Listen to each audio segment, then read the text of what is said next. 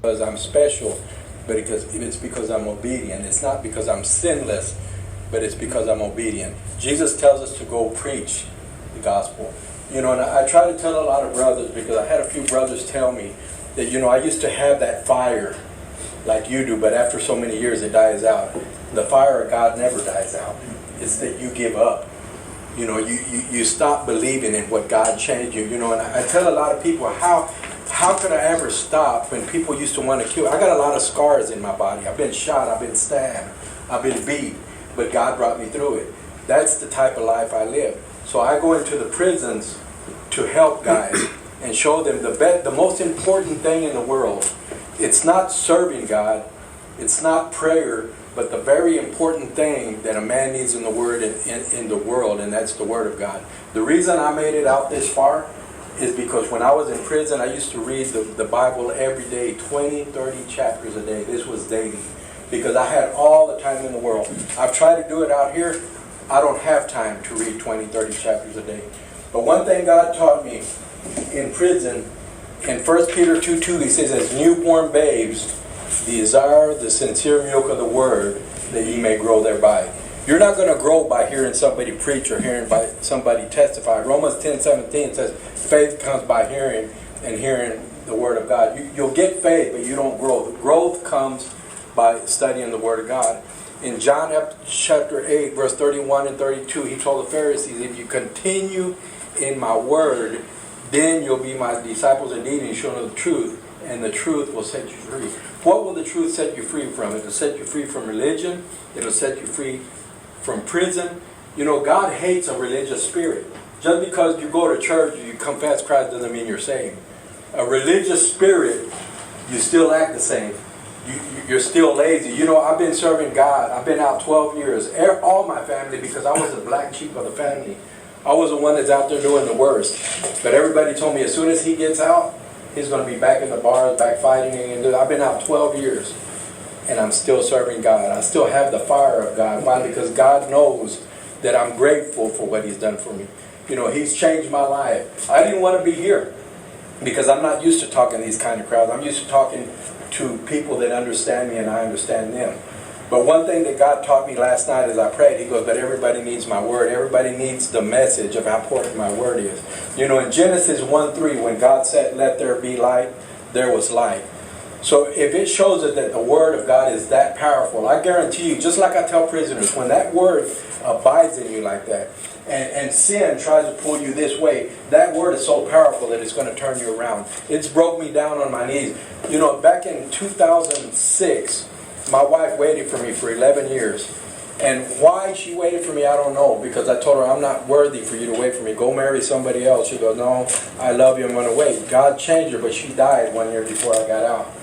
And I was angry at God because I knew God could heal her. And I threw my Bible away. I was telling his brothers last night, I threw my Bible away and I threw it in the trash. But God's Word is so powerful in my life. I was in my cell and I was crying. I said, God, why don't you let me go? And He goes, because I'm not a man that I can lie. God doesn't lie. And if you look at Jeremiah 20 verse 9, He told me, go to Jeremiah 20 verse 9 and I'm going to show you why you'll never be able to quit me. And in verse 9, Jeremiah said, I will not make mention of thee, nor speak any more in thy name, but thy word was in my heart like a burning fire, shut up in my bones, and I was weary and couldn't stay. See, because that word has so much power in it that you cannot hold it. And there's times I don't want to talk about God. There's times I don't want to go minister. I was just telling my brother today that after he called me to come here, they called me to go sing at a wedding. I'm not a singer, but they want me to be at a wedding and sing a song I sing in prison on Sunday. And I asked God, why are you sending me to places that I'm not comfortable in? Because see, I'm not here to minister where I want to minister. I feel comfortable in a prison. I feel more safe in a prison than I do at a 7-Eleven. Because I don't know the man next to me. I don't know what's going in his mind. But in a prison, I know what everybody's going through and I know what they need. And when they're there to listen to the Word of God, that's what they're there for. They don't go to church for nothing.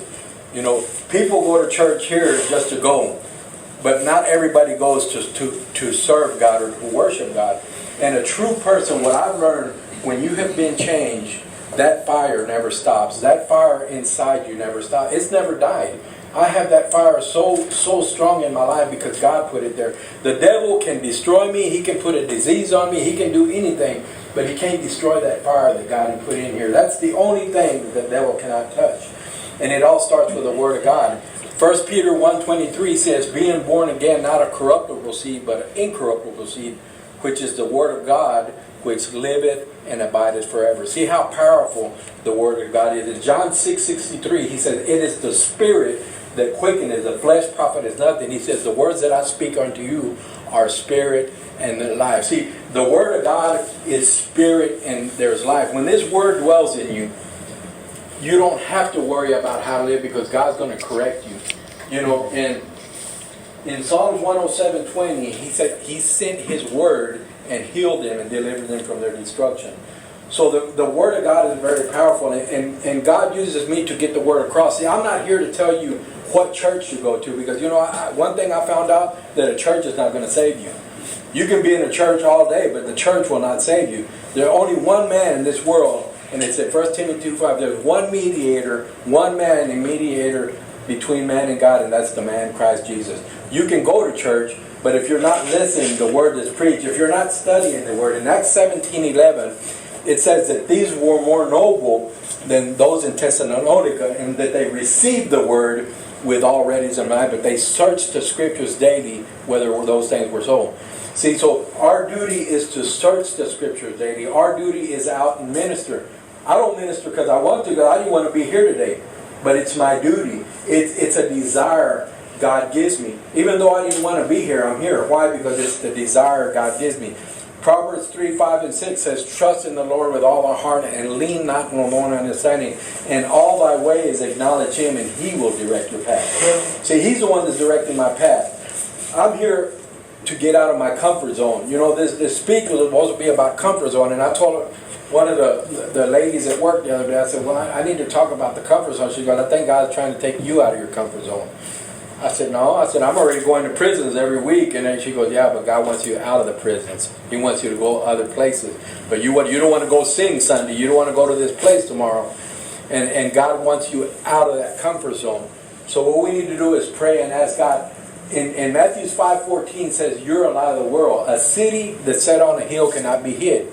If people don't see that light, in John 6:44, Jesus said, no man can come to me except the Father which has sent me draw him. The only way a person will be drawn to you if they see the light of God in you.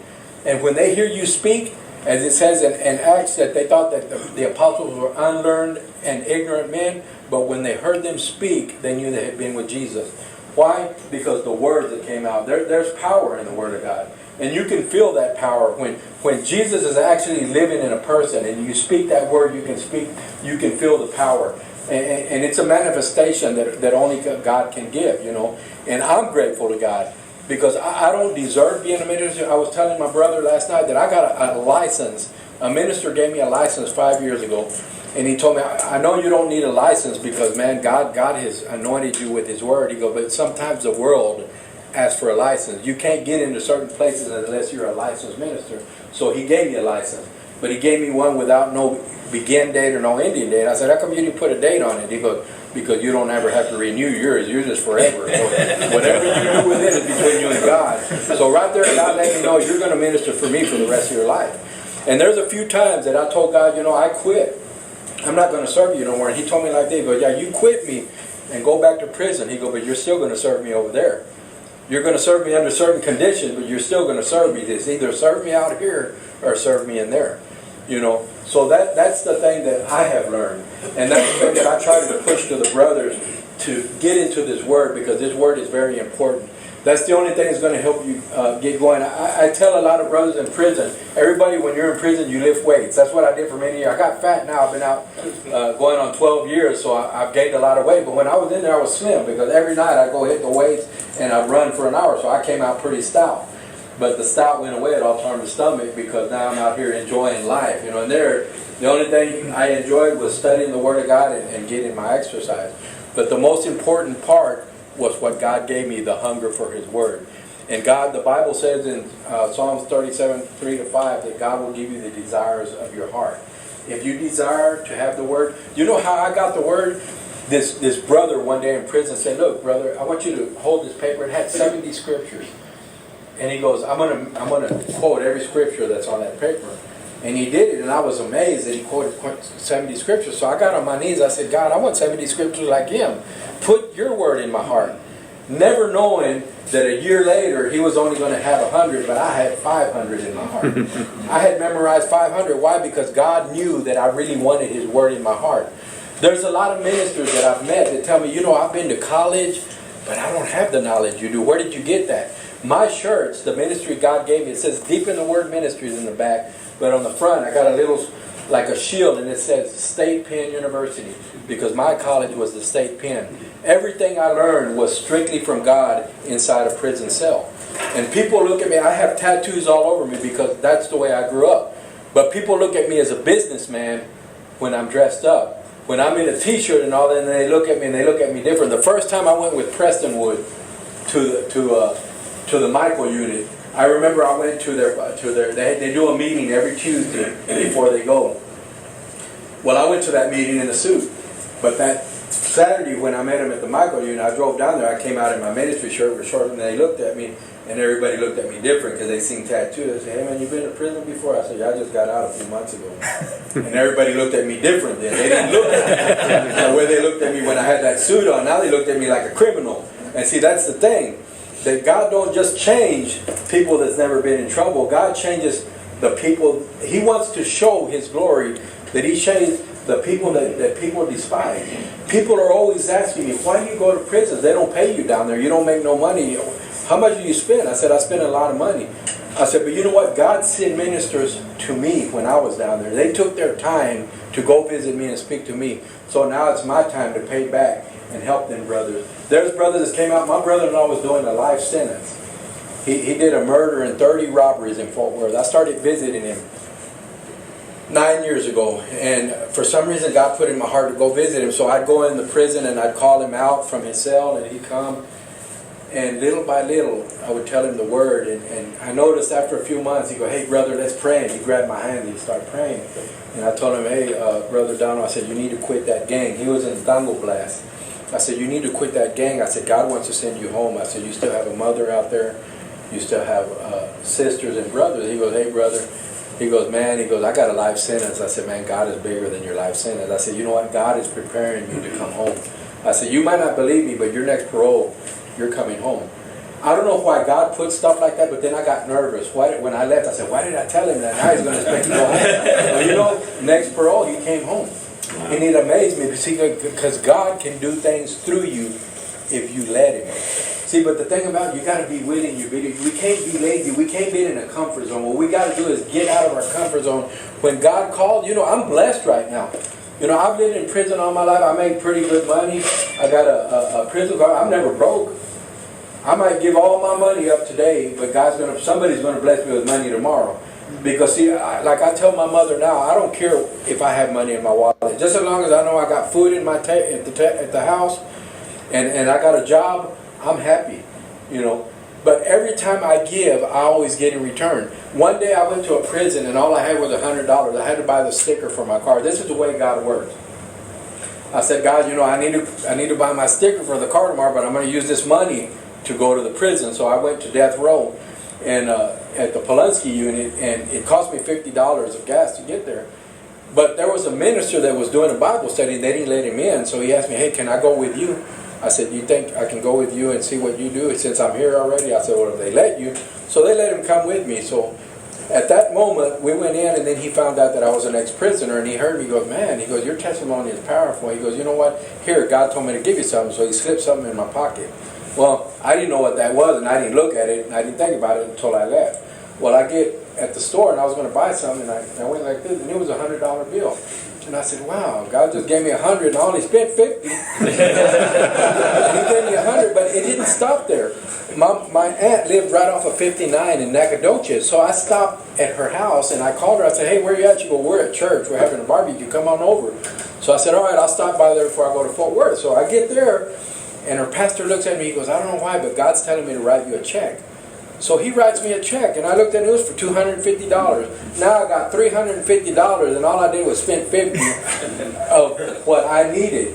And see, God blessed me abundantly. But then I got at my church that night at 7 to give a testimony, and my pastor gave me another 150. So I wind up with all that money without expecting it, because God don't give you because you expect. God wants to show you that He will bless you abundantly.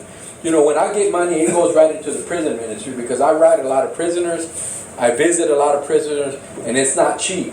You know, I do everything on my own. This ministry God gave me, I work for it, because God gave me the power. And I tell God, I don't care. I was broke all my life. I used to spend money on drugs. I used to spend money on alcohol. I used to spend money on women and be broke. I get paid on Friday and be broke Friday night, because I spend all my money on the wildlife. So I said, if I can spend all money on the wildlife, I can spend all my money for you. But see, one thing that God has showed me, that every time I use my money for His glory, He always gives it back. I don't ask for it, but that's just the way God works. The Bible says that whatsoever man soweth, that shall she also reap. You know, if you plant one kernel of corn, you're not going to get that much. But if you plant a lot of corn, you're going to get a lot of corn back.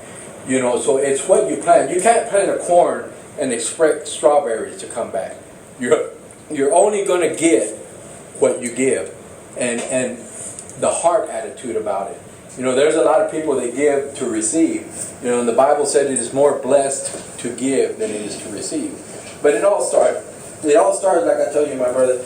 This man right here, his name is Bear Morgan. I met him. This is my wife. She passed away 1 year before I got out. She waited for me 11 years. She faithfully came to visit me. I was so grateful, because the way I treated this woman, she always caught me with a woman every week, with a different woman. I said, how could this woman work for me? She's so beautiful. Why is she waiting for a no good man like me? And she told me, because I know God has changed you. She goes, I know I don't have to chase you around no more when you get out. Never knowing that God was going to take her before I got out. You know, and I met this man in a prison. His name was called Bear Morgan. This book talks about his testimony. He killed 27 people. He did 22 years. He had life without parole. Never supposed to get out, but here he is preaching. I met him 5 years after he got out at this unit. I had just started doing my time. I was barely fresh, just starting a 17-year sentence. And he told me, brother, I don't know when you're getting out, but when you get out, you're going to be a minister like me. You're coming back to prison. I looked at him and I told him, you're crazy. I said, when I get out of here, I'm never going into prison again.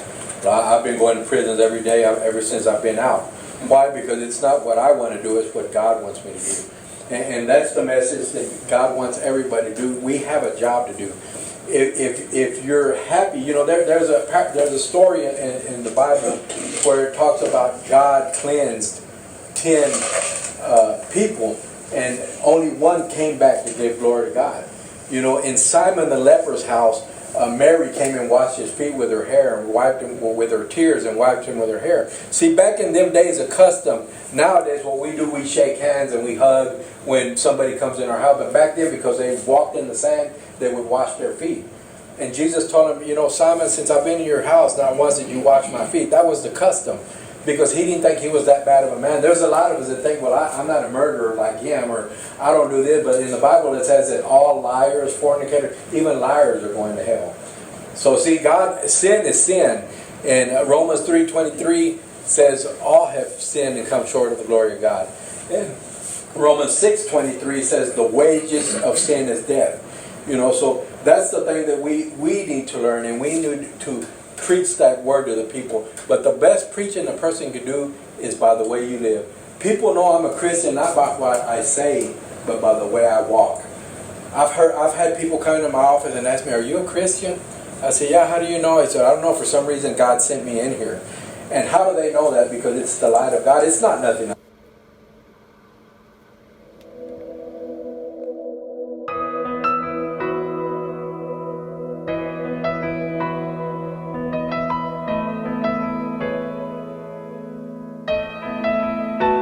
I can only imagine what it will be like when I walk by your side.